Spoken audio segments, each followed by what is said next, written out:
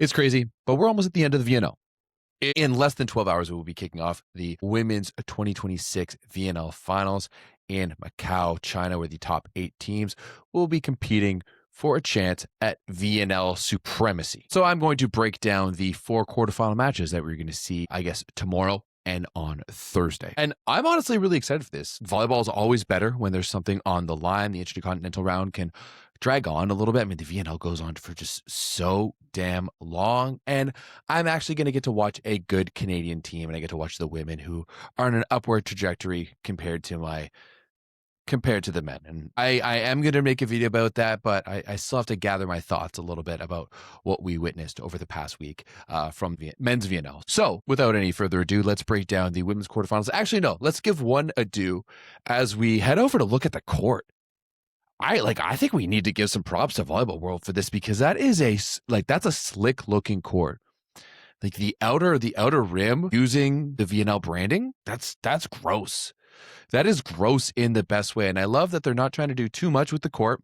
It's just the standard natural court. I do think the blue looks a little bit darker. That's like really crisp girl floor they've got out there. But man, at the outer rim with the finals at the back, that's actually a good job. That's actually a really good job they've done there. And we will be watching the next few matches. And as we head over to look at what this bracket is going to look like, it goes like this. On one side of the bracket, you've got USA against China, Turkey against Canada. On the other side, you have Italy against Netherlands and Brazil against Japan. And it's actually going to be the right side of the bracket that plays first, and then the left side of the bracket that plays second. So just looking at the schedule, this is what it's going to look like. All the times are in Eastern time. So Italy against the Netherlands at 4 a.m. tomorrow morning. I will not be waking up for that one. If I'm up, I'm up. I've been sleeping terribly lately.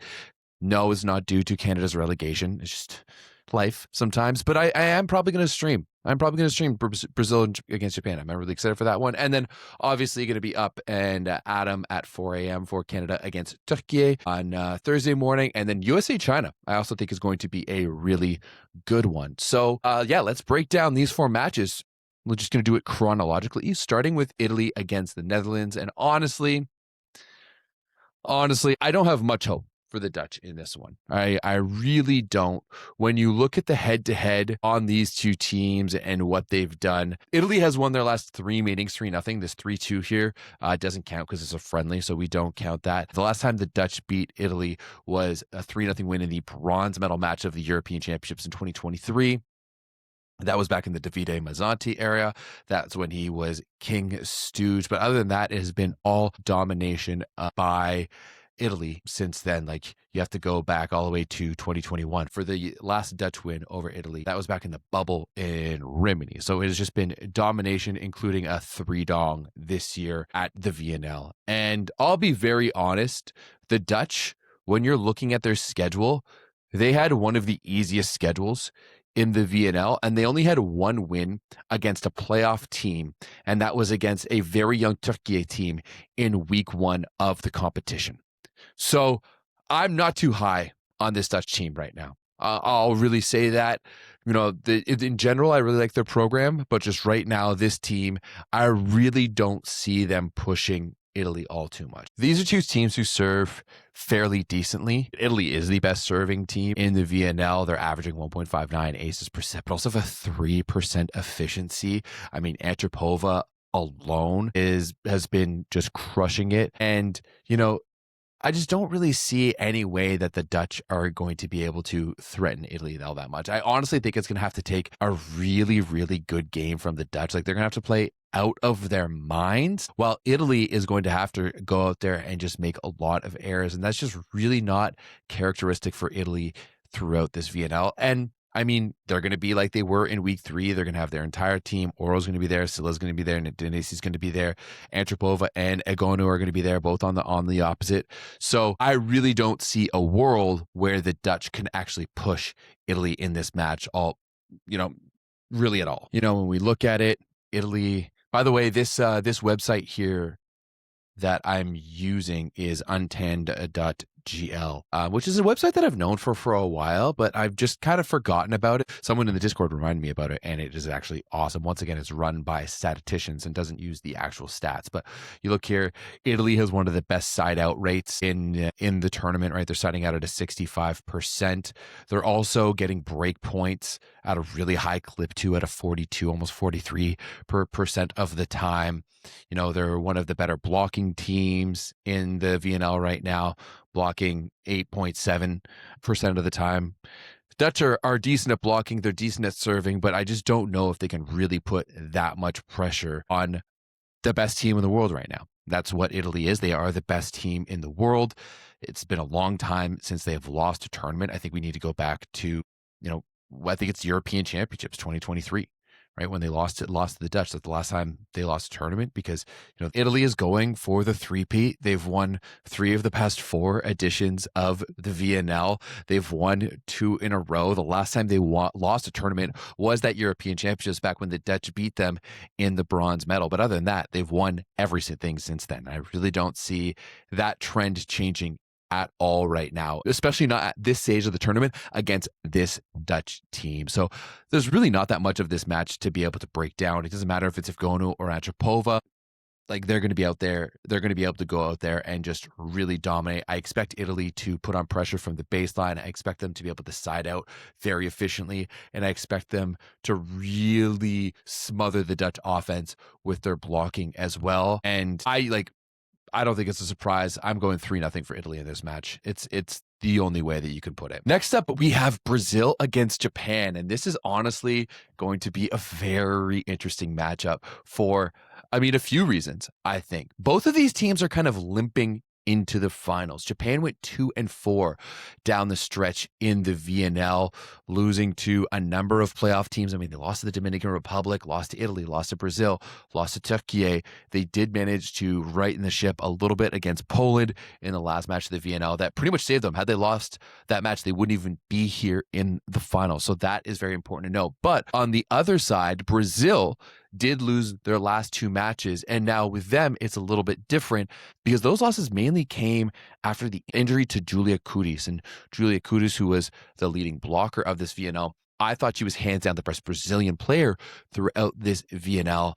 And her loss is going to be heavily, heavily, heavily felt by this Brazilian team in this match. And when we go to the head-to-head, these are 2 teams who play each other a lot, right? They played each other 3 different times in 2025 at the World Championships, twice at the VNL. They played each other at the Olympics, the VNL, and Brazil traditionally has the advantage, right? Brazil is 8-2 against Japan in their last 10 outings, but 6 of those matches have gone to 5. So these are 2 teams who play each other very, very tough. Japan always brings out their best matches for Brazil. They didn't do it really all that well this year's VNL, but we see that, the last 2 matches at the World Championships and in the playoffs last year in the VNL, both of those matches went to 5. So I'm going to tell you right now, I am predicting that this match will go to 5. And Japan, thrives by being one of the best side-out teams in the game. They're siding out at over 66%,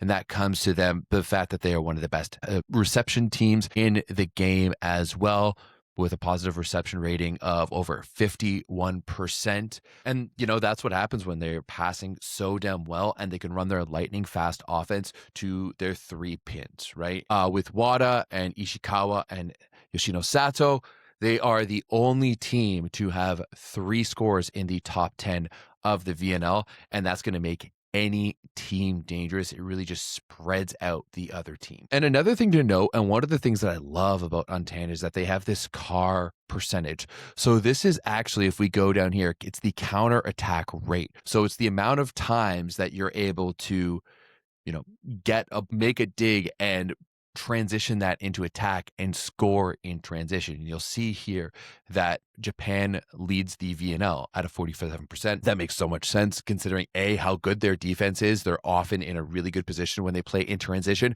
and because they have outlets kind of everywhere. But it is important to note that when you go over to their breakout percentage, they're actually way further down. They are in 10th in break point percentage, and that's just because they don't score that many aces and they don't make that many blocks. And that's where the majority of those break points are found. And I mean, on Brazil's side, Brazil is just good everywhere. They're a pretty decent side out team, even though they're further down on this list here. They're still siding out at like a 63%. They're still a pretty good passing team, passing at a 46.6 positive pass rating. They're one of the best attacking teams, hitting at a 42%. And they're also the best blocking team, right?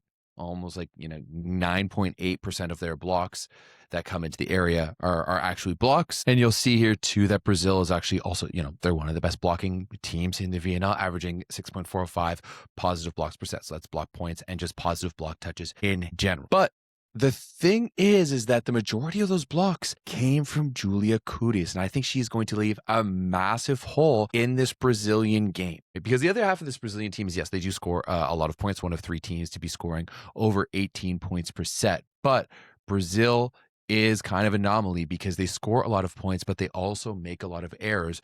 They're also making the 3rd most unforced errors per set, averaging 5.49 unforced errors per set. So that's missed serves and missed attacks a set. And I actually think that plays very much into Japan's hands, right? Japan still makes a decent amount of errors, still less than Brazil, but mainly that piece of not having Julia Kudis there to block, I think, is really going to play in Japan's hands because, they're not going to have Julia Kudis and they're also not going to have Gabi in this one. And when you consider the fact that Japan has taken Brazil to 5 in 6 of those matches, even though they've only won 2 of them, and that's with Gabi, as good as Julia Bergman has been playing and as good as Ana Cristina has been playing, Japan has a much more balanced offense right now. And they're really going to be able to hone in on the fact that Julia Kudis, the best blocker in the world right now, isn't going to be able to be there to slow them down. So I think one of the big questions for me is, will the Japanese big 3 show up?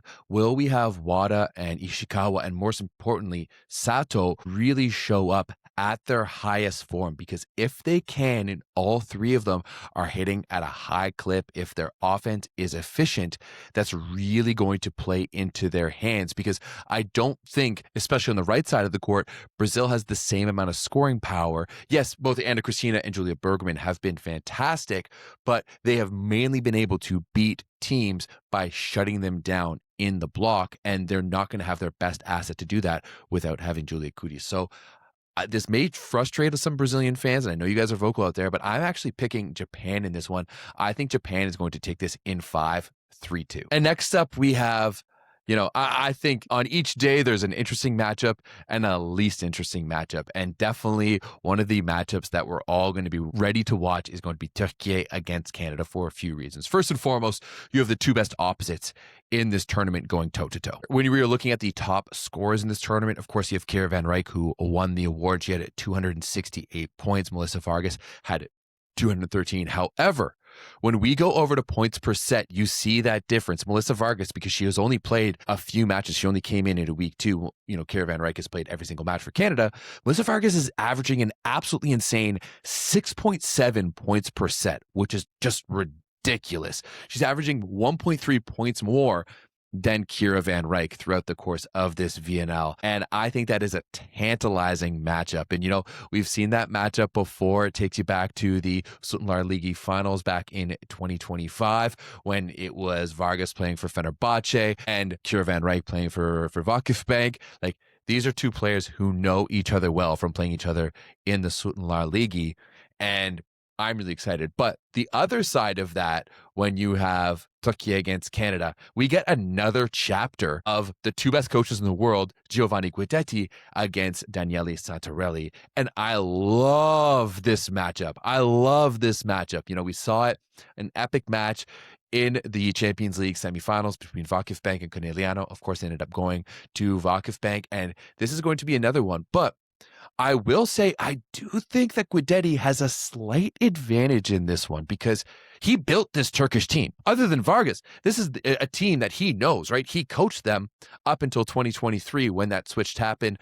Guidetti went to go coach Serbia. Now he's with Canada, and Santarelli has been coaching them since. And not only does he know these players on this team from his time with the Turkish program, which in so many ways he built, he knows the players on this team from coaching at Vakifbank, from being in the Sultan League for like 20 some years. He has been there for a long time. He knows these players so well. And he knows how to really game plan against the best teams. That's why Canada played some of the toughest teams in this VNL, the toughest, right? They beat the US, they beat China, they beat the Netherlands, right? They beat Poland. They went to 5 with Japan, and they went to 5 with Italy, right? The only team who they didn't really look good against Thailand, but that's another conversation altogether. So Guidetti knows how to get this Canadian team ready to go. And I think that's exactly what we're going to see in this matchup. And on the other side, I do think that Turkey is hungry for a win. They haven't really won anything since they won the European Championships and the VNL back in 2023. So, things have changed a little bit, and this team is going to be hungry for a win right now. But I will say, I don't think it's going to be easy against Canada, even though Canada is in the finals for the first time in their history. Even though when you look at the head-to-head between these two teams, it is really not that close, right? Turkey is 6-1 against Canada since 2018. The past 4 wins for Turkey have all been 3-dongs. The only win for Canada is in the VNL back in 2022, so that was before Santarelli, before Vargas. It has been domination for Turkey. And there's no doubt, this is the 4-5 matchup. There's I'm not going to say it's a David versus Goliath situation, but there's definitely a favorite and, a least favorite team when you're looking at these two teams between Turkey and Canada. Canada is coming in as the underdogs and Turkey is coming in as the favorites, but that's exactly where Canada likes to be. And offensively, there's really not that much that separates these two teams. As you see here, Turkey is hitting at a 43.7%, Canada at a 43.4%. They're siding out at a somewhat similar clip. Turkey has a slight advantage there at a 65.2%. Canada's down here at a 63.4%, but still very, very close. And they run pretty similar offenses, right? They both run everything through their big time opposites. Once again, you've got the 2 best scorers in the VNL going toe to toe, and they're 2 teams who love to run the middle. So I think it's going to be a very interesting middle battle between Turkey and Canada, between Sinead Jacques Kessal and Zara Gunesh on the Turkey side, and then Emily Maglio, who once again is another player who plays in Turkey, and Dolly Thukboom for Canada. So a lot of that offense is going to be down the middle and to the right side. But I do think that the interesting thing is going to be in the serve, receive, because when we look at the reception side of stuff, Turkey has been outstanding. It looks like they've been one of the best teams in serve receive in this tournament, passing at a 52.3%, whereas Canada has been literally the worst team in serve receive at a 37.2%. However, where I think that is going to be very interesting is because when we go over to the serving, you'll see that Canada has been one of the best serving teams, right, in this tournament.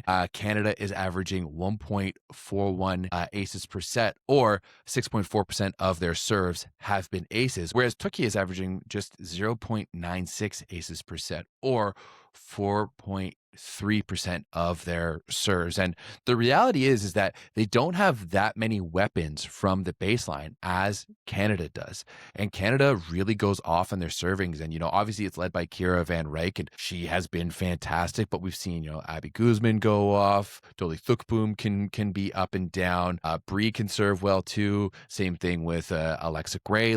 They have some good servers up and down this lineup, whereas Turkey doesn't take as many risks with their serving. And that might help open some things up for Canada in terms of their offense, because they're not going to have that much pressure on them from the baseline from Turkey. Of course, they will when Melissa Vargas is back there. Melissa Vargas is one of the best servers, if not the best server in the world on a consistent basis, but that's only going to be one of the 6 players in that rotation. And if they can get out of that rotation, then it's going to be advantage to Canada. And that will put it into the next thing, is the fact that when we're looking at unforced errors per set, Canada has some of the most unforced errors in the VNL, averaging 6.06 unforced errors per set, but that's partly because they go for it a little bit more and they're always hitting out of systems. So if they're going to be potentially not hitting out of system as much against Turkey, that could give them a situation where they are limiting their errors, whereas Turkey is down here in unforced errors. They're only averaging 4.27. So Turkey, it's kind of the same thing. They don't really go for it from the baseline as much. They have Vargas, who's been super efficient on the right side, and it just allows them to play a steadier game where they don't make that many errors, whereas Canada makes quite a bit of errors, but they also make up for it by scoring a lot of points for themselves in all phases of the game, right? They score a lot of points in offense from the baseline and also, more importantly, in the block. Canada is one of the best blocking teams in the VNL, and I think that's going to be really important because A, their blockers in the middle are pretty active, but they also have Alexa Gray, who is one of the best outside blockers in the world. And if she can get paired up against Melissa Vargas, she may cause a little bit of stress. I'm not saying she's going to go out there and shut down Vargas, but if she can put in a little bit of stress where she forces Vargas to make an error here or there, or to get a soft block on her here and there, that may be enough for Canada to take an advantage, where they can. So yeah, you could say I'm playing favorites in this one. And yes, I am biased and I am playing favorites, but I actually think Canada might be able to pull off one of the biggest upsets we've seen in the VNL. I'm going to go out on a limb here and say 3-2 Canada. Everyone in the world is expecting Turkey to win, but I think Canada has a better shot than people out there think, and I think that's going to be a very, very fun match to watch. And finally, we have USA against China. And honestly, this has been a really good rivalry between these two teams. Last year in the VNL, we saw China win at the Olympic Games. China has actually won the past 4 meetings between these two teams. You're going to have to go all the way back to 2022 for the last time the U.S. beat China at all in international play. However, I don't think this one is going to be very close. The U.S. has been absolutely dominant, and let's be real. The Chinese team would not be here if they were not hosting this final. It's not as bad as the men's team. I'm not going to get into that just yet. It's not as bad as the men's team, but this American team has just been outstanding. We look here, they have the best side out rate of any team. They've got the best kill percentage of any team. They've got some of the lowest opponent kill percentages as well of any team, in the top 6. They have absolutely been dominant. And what's even been more impressive for me in this VNL is the fact that the U.S. continues to make the least amount of errors out of any team. They're only averaging 3.49 unforced errors per set, which is just ridiculous. They're scoring a ton. They're blocking a ton. They're great inside out. They're great in defense. They don't make any errors. And especially with how young this Chinese team is right now, I really don't see a world, unless once again, like the Italy against Netherlands match, where the U.S. just doesn't show up for this match at all and China plays outstanding. I really don't see a world where the U.S. loses this match. I really don't. Especially without Wu Minjie, especially without a Li Yingying. China's offense just hasn't been clicking at the rate that they would like it to. I think this one is all Team USA, and I would be shocked if we didn't see them move on to the semis. So yeah, on one side of the bracket, I think we are going to see an Italy against Japan semifinal, and on the other side of the bracket, I'm going on a limb. I think we're going to see the all NORCECA battle, USA versus Canada in the semifinals. I'm going to break down the semifinals on their own after we see the quarterfinals, but I think they're going to be interesting. So make sure to tune in. Come join me. I actually think I'm going to do the watch alongs on YouTube for these ones. So come join, watch along, come hang out, come join us on the Volleyball Source Discord, and enjoy the matches. Peace.